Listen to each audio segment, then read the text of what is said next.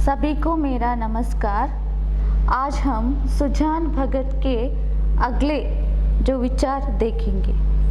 पिछले क्लास में हमने जो पढ़ा था, सुजान महतो सुजान भगत बनने के बाद घर के काम काजों में उसकी कोई रुचि न थी। पहले वो स्वार्थी था, भगत बनने के बाद हमेशा वो पूजा पाठ में व्यस्त रहता था, इसलिए उसकी पत्नी और बच्चे उससे ज़्यादा घृणा करने लगे। उसकी पत्नी उसे मूर्ख भगत समझने लगी। ऐसे ही एक दिन एक भिक्षुक घर आया तो भिक्षा देने के संबंध में भी सुजान को अपमानित किया जाता है। इससे दुखी होकर उसका बड़ा बेटा जब वो भिक्षा देने जा रहा था तो बड़ा बेटा उस भिक्षा को सुजान के हाथ से छीनता है, मतलब टोकरी को छीनता है और ऐसा कहता है कि भीख भीख की तरह दी जाती है, लुटाई नहीं जाती। अगर वो कमाता है तो वो भीख दे सकता है। दूसरों की कमाई हुई अनाज से भीख देना अच्छी बात नहीं है, ये उसका मानना था।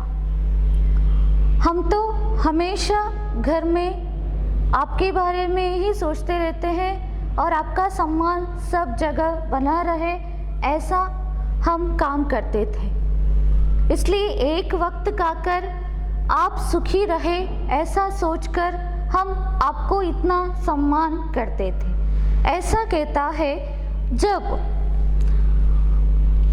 भिक्षा देने के संबंध में सुजान को अपमानित किया जाता है तो वो एक पेड़ के नीचे बैठकर अपनी ज़िंदगी में बीती हुई घटनाओं के बारे में सोचने लगता है।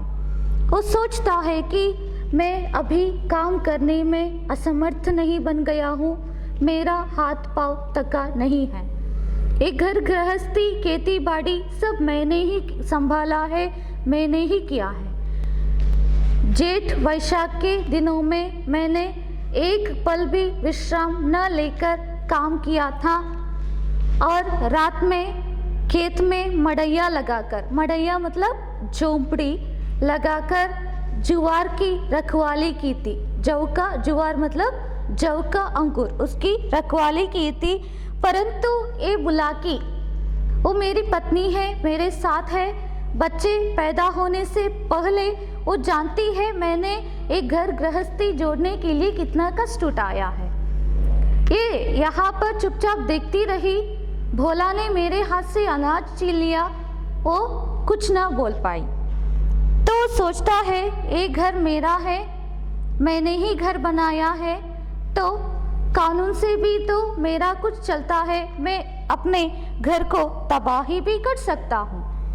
और अब ये मेरे बारे में सोचने आई है, खाना खा लो ऐसा कहकर वो मुझे मनाने आई है। शादी के बाद एक फूल की छड़ी से भी मैंने उसे मारा तक नहीं तो इस गांव में ऐसी कौन सी औरतें हैं जो अपने पति से कसम की लाते न खाई हो। कसम की लाते का ना मतलब हमेशा पति कहता है कि आज तुम्हें मारूंगा नहीं, पर क्या है शाम के समय पीकर आता है और पत्नी को मारता है, बच्चों को मारता है। ऐसा ही कभी तीक्ष्ण दृष्टि से मतलब गुस्से से नहीं देखा था। रुपये पैसे घर की सारी जिम्मेदारी उसके हाथ में दे रखा था। परंतु ये अब हम अमीर हो गए हैं, रुपया इकट्ठा हुआ है, तो वो क्या करती है, मुझसे ही घमंड करती है। अब इसे बेटे प्यारे हैं, मैं तो एक निकट्टू मतलब निकम्मा हूँ, लूटने वाला हूँ और घोंगा हूँ। मेरी इसे क्या परवाह मतलब चिंता है। जब बच्चे नहीं थे, एक दिन वो बीमार पड़ी थी, मैं उसे गोद में बिठाकर डॉक्टर के पास ले गया था। परंतु आज इसके बच्चे हैं, मैं उसकी माँ है और मैं बाहर का आदमी बन गया हूँ। ऐसा हम पिछले क्लास में पढ़े थे, परंतु आज आगे पढ़ेंगे। वो सोचता है मुझसे घर से मतलब ही क्या। घर के बारे में सोचना नहीं चाहिए।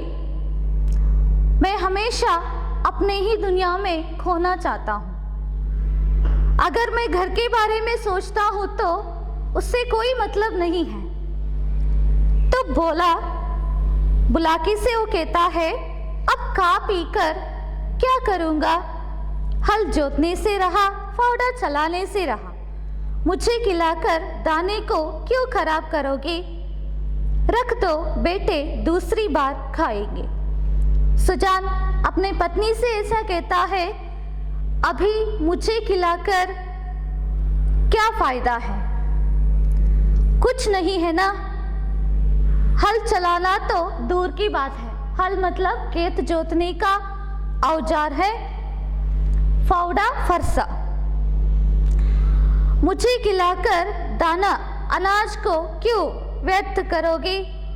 रख दो बेटे, कमाने वाले हैं ना, कमाते हैं ना, उनको खिला दो। तो बुलाकी कहती है, तुम तो जरा सी बात पर तिनक जाते हो। तिनकना मतलब चिढ़ना, गुस्सा करना। बुलाकी कहती है, तुम तो जरा सी मतलब छोटी सी बातों पर हमेशा गुस्सा करते रहते हो।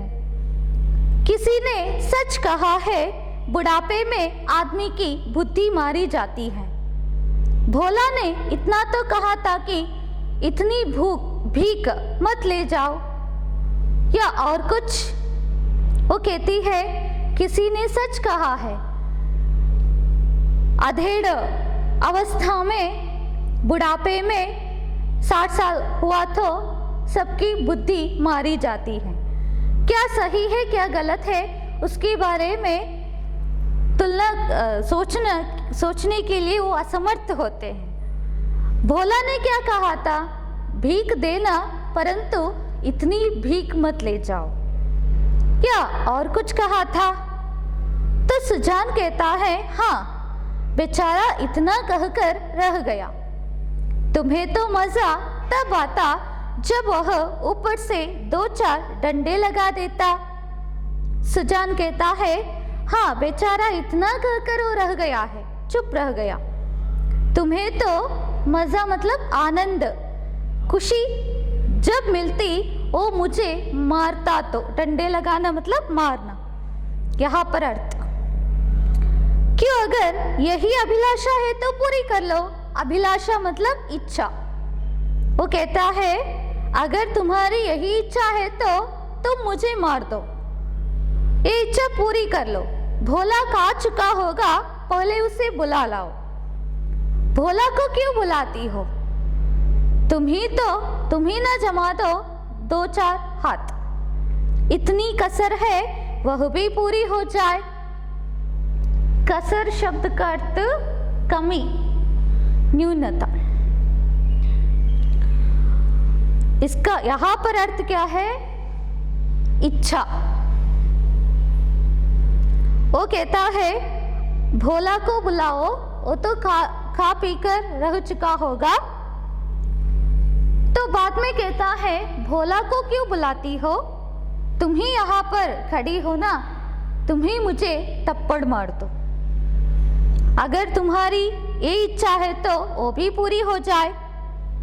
तो बुलाकी कहती है, हाँ और क्या, यही तो नारी का धर्म ही है। अपने भाग सराहो की मुझ जैसी सीधी औरत पाली, जिस बल चाहते हो बिठाते हो। ऐसी मुंहजोर होती तो तुम्हारे घर में एक दिन भी निबाह न होता। नारी का धर्म मतलब स्त्री का एक कर्तव्य बनता है, पति उसे जितना भी मारे तो उसके साथ रहना। भाग मतलब फेट, भाग्य। सराहना, प्रशंसा करना। जिस बल चाहते हो बिठाते हो, इसका अर्थ यहाँ पर तुम जो भी जैसे भी चाहते हो, जो भी बात बताते हो, डांटते हो, मारते हो, कुछ भी, तो उसे मुझे मान लेना चाहिए। मुहजर मतलब बकवादी, निबाह निर्वाह। बुलाकी कहती है ये तो एक पत्नी का धर्म है ना, पति उसे जितना भी गालियां दे, मारे, कुछ भी कहे तो उसके साथ रहना।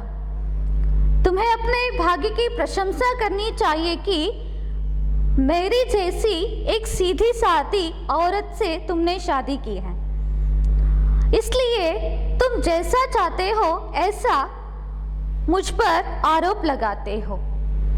अगर एक बकवादी मुंहजोर औरत तुम्हारे घर आती तो एक दिन भी तुम्हारे साथ और जीवन व्यापन नहीं कर सकती, तुम्हारे साथ उसका निर्वाह कभी नहीं हो सकता। तो सुजान कहता है, हाँ भाई, वह तो मैं ही कह रहा हूं कि देवी थी और हो। मैं तब भी राक्षस था और अब भी दैत्य हो गया हूं। वो कहता है, हाँ, मैं भी वही कह रहा हूं कि उस समय शादी के समय मेरी पत्नी देवी थी, अब भी ऐसे ही है।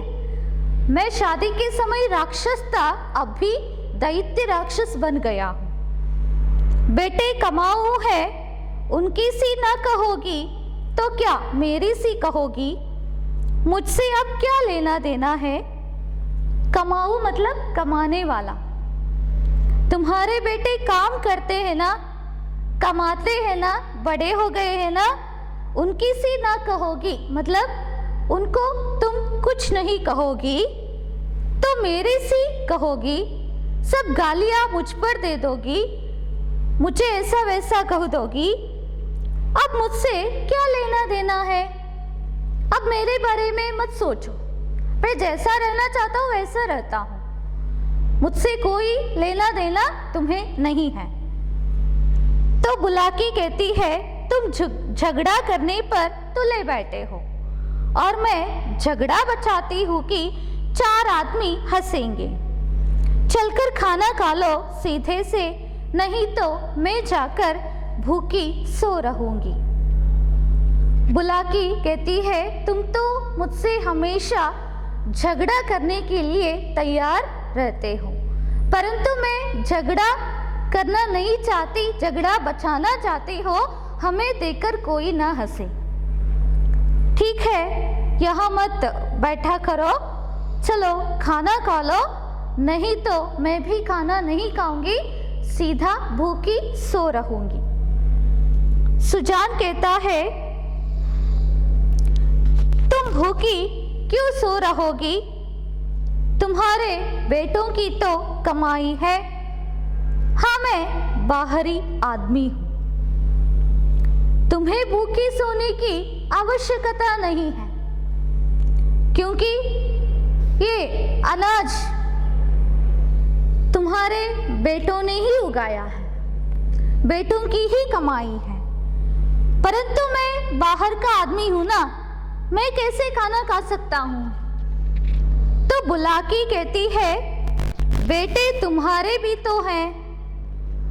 तो सुजान, नहीं, मैं ऐसे बेटों से बाज आया, हार गया।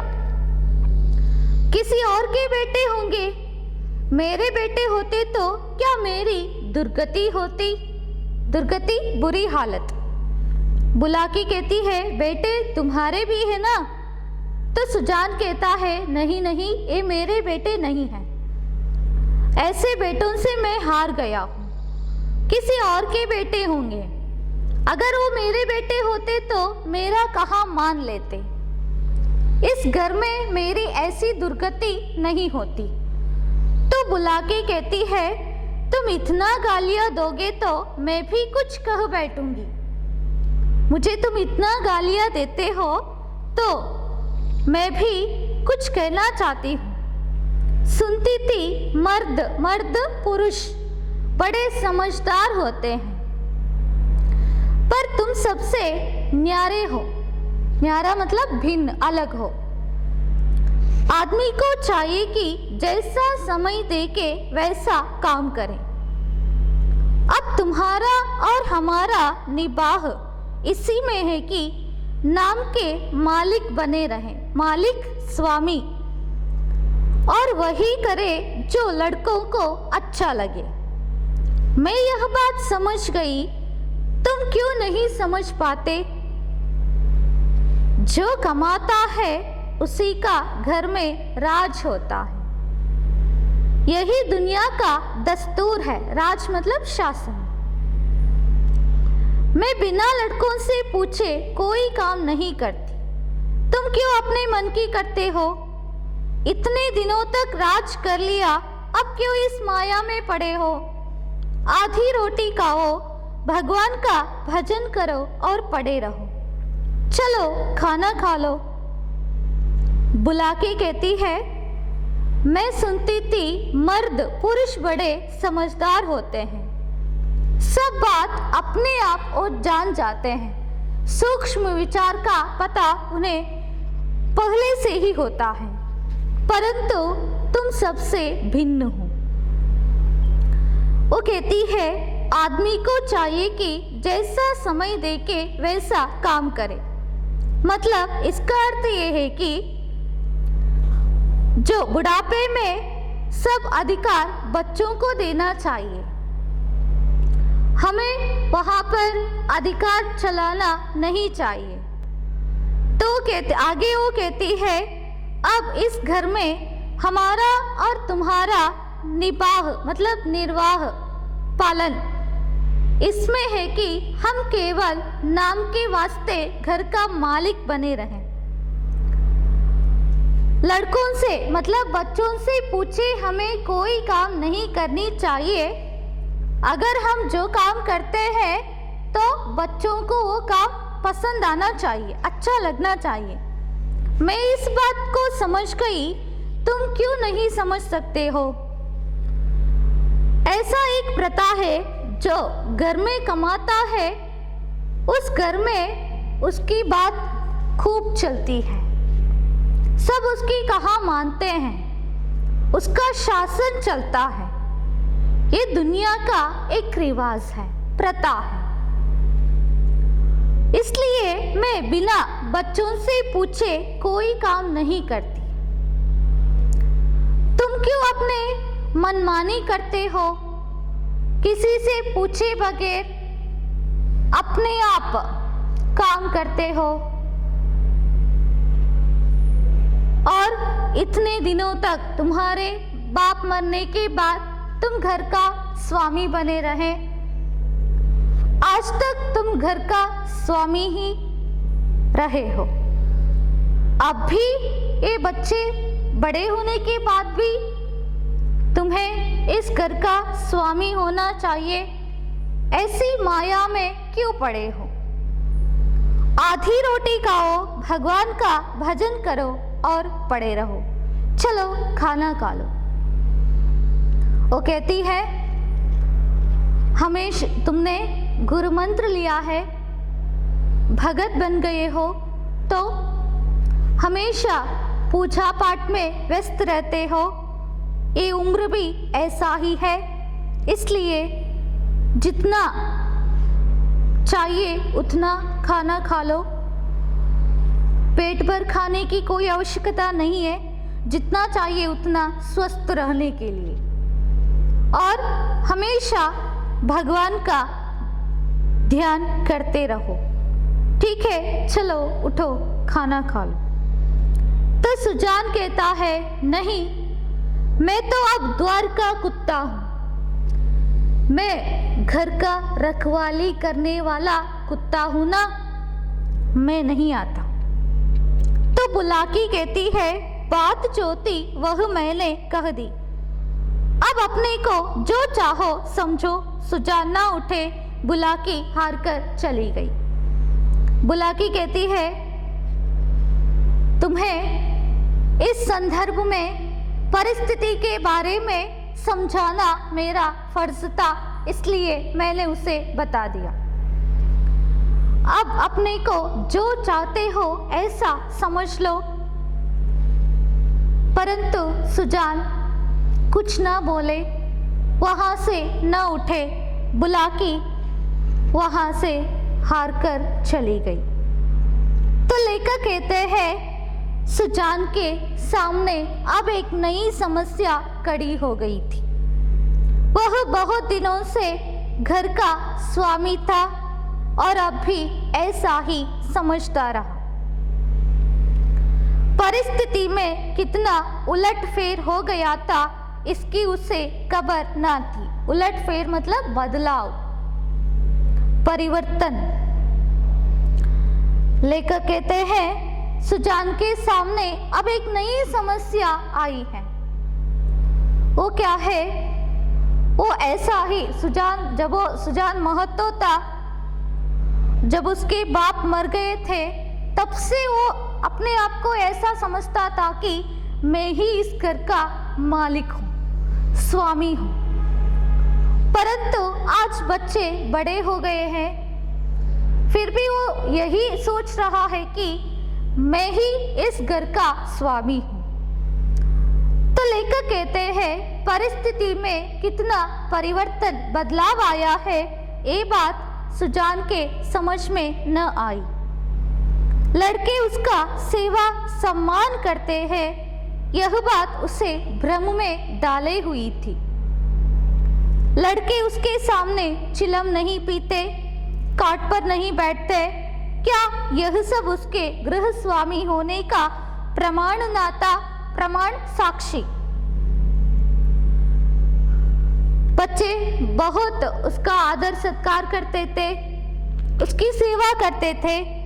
ये बात उसे एक तरह के भ्रम में डाले हुई थी। लड़के उसके सामने चिलम नहीं भरते थे, काट पर नहीं बैठते थे और वो सोचता है ये सब उसके घर के मालिक होने का प्रमाण नहीं है।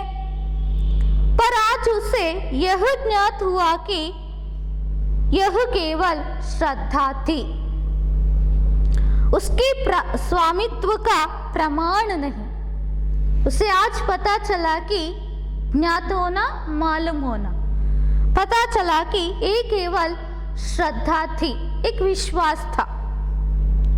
वो इस घर का मालिक है, स्वामी है, घर का मुखिया है, इसके लिए वो प्रमाण नहीं है। अब तक जिस घर में राज किया उसी घर में पराधीन बनकर वह नहीं रह सकता। बच्चे जब उसका सेवा सम्मान करते थे, उसका हर एक काम करते थे, तो वो सोचता है बच्चे ये सब क्यों कर रहे हैं, मैं इस घर का मालिक हूँ इसलिए कर रहे हैं। परंतु बच्चे ऐसा समझकर काम नहीं कर रहे थे, वो ऐसा समझते थे कि ये हमारे पिता है, पिता की सेवा करना, उनका आदर सत्कार सम्मान करना हमारा कर्तव्य है, ऐसा सोचकर वो काम करते थे। परंतु सुजान उसे गलत मान गया था। वो समझ गया था कि मैं ही इस घर का स्वामी हूँ, जब भी था और अब भी हूँ, आगे भी रहूँगा।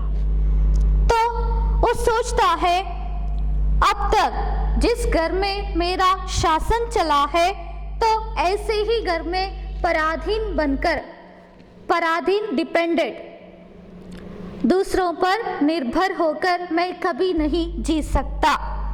उनको श्रद्धा की चाह नहीं, सेवा की भूख नहीं, उसे अधिकार चाहिए।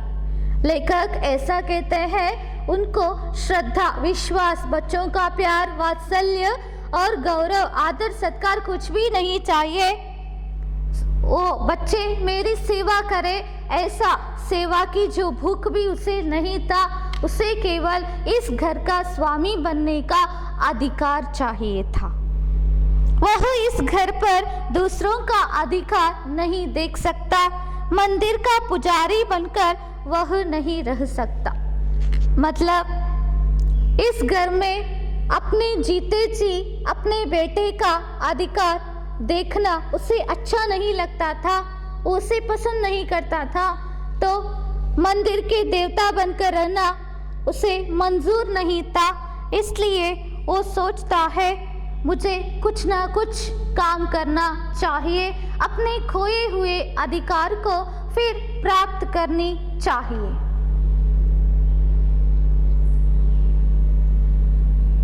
कंटिन्यू। न जाने कितनी रात बाकी थी, सुजान ने उठकर गंडासे से बैलों का चारा काटना शुरू किया। सारा गांव सोता था पर सुजान करवी काट रहे थे। इतना श्रम उन्होंने अपने जीवन में कभी न किया था।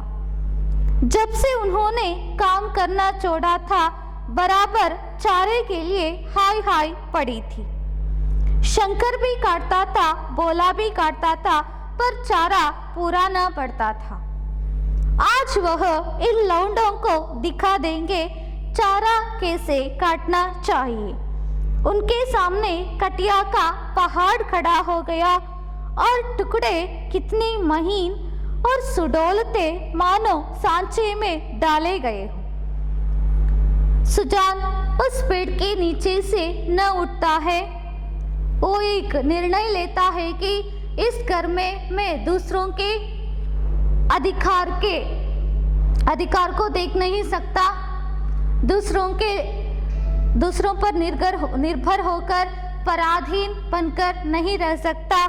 तो एक निर्णय लेता है, मुझे इस घर में खोए हुए अधिकार को फिर प्राप्त करना चाहिए। इसलिए न जाने कितनी रात बाकी थी, मतलब सुबह होने को बहुत देर थी।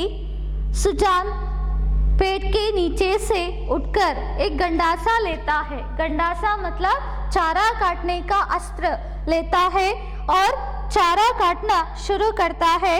उस समय सारा गांव सोता था, परंतु सुजान करवी काट रहे थे। करवी मतलब चारा, ग्रास, घास, हिंदी में घास कहते हैं। इतना श्रम उन्होंने अपने जीवन में कभी न किया था। जब से उन्होंने काम करना छोड़ा था, बराबर चारे के लिए हाय हाय पड़ी रहती थी। अपने जीवन में उसने इतना श्रम कभी नहीं किया था। जब से वो भगत बनकर काम करना छोड़ दिया था, पूजा पाठ में व्यस्त रहता था, उस समय बैल चारे के लिए वहाँ पर हाय हाय करते थे। मतलब शंकर भी चारा काटता था, भोला भी चारा काटता था, परंतु बैलों को, गाय को जितना चारा चाहिए उतना चारा वहाँ पर नहीं मिलता था। तो सुजान चारा काटते समय ऐसा सोचता है, आज मैं अपने बच्चों को दिखा दूंगा। लौंड मतलब नासमझ युवक। बच्चों को दिखा देंगे कि चारा कैसे काटना चाहिए।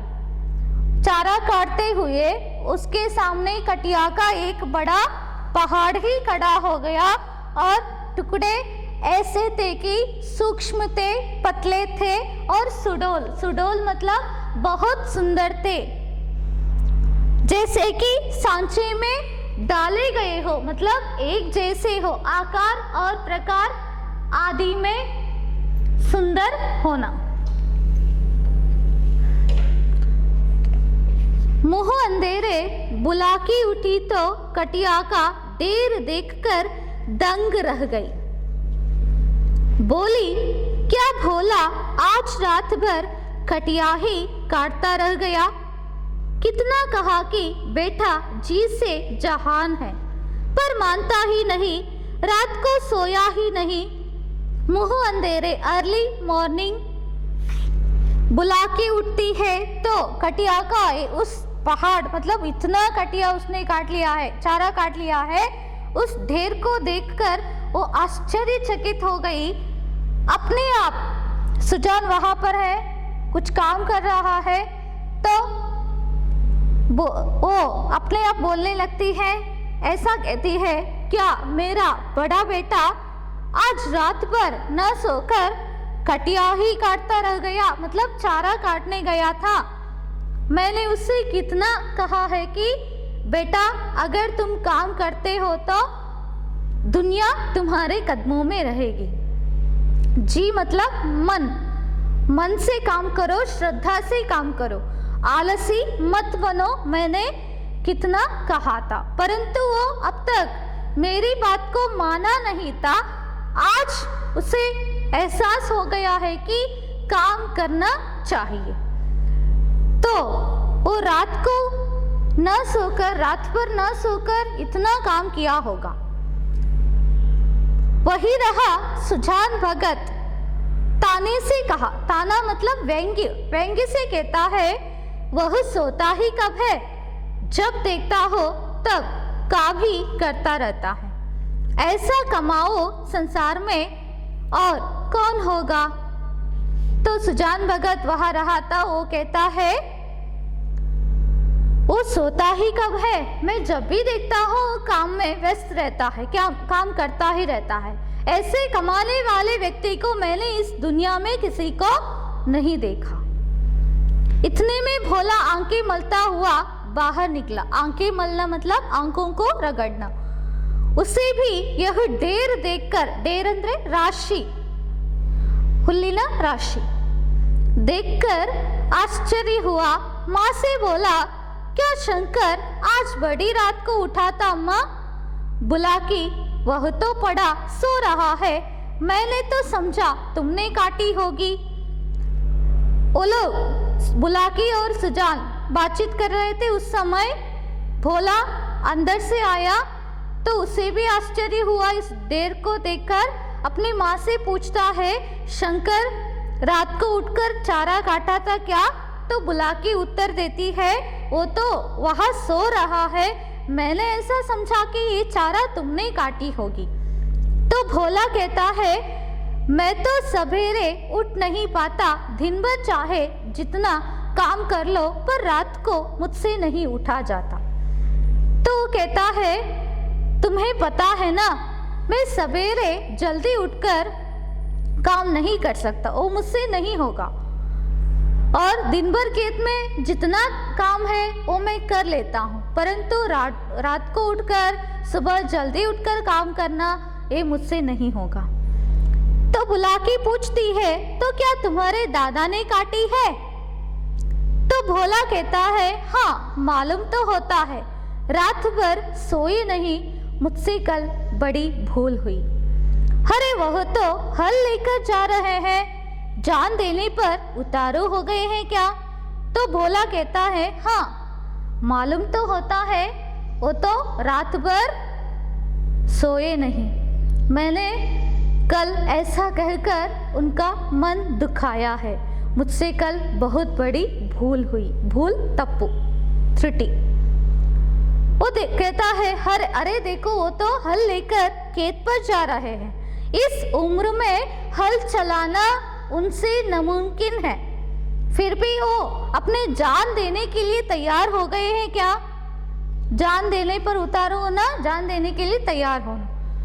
तो बुलाकी कहती है, क्रोधी तो सदा के है, अब किसी की सुनेंगे थोड़े ही, अगर उनको गुस्सा आए तो वो ऐसे ही है, वो किसी की बात ना मानेंगे। तो भोला कहता है, ठीक है कुछ भी हो जाए, शंकर को जगा दो, मैं भी जल्दी से हाथ मुंह धोकर हल ले जाऊं। ठीक है, मेरे छोटा भाई है ना शंकर, उसे जगाओ, मैं उसके साथ हल लेकर खेत पर जाऊंगा।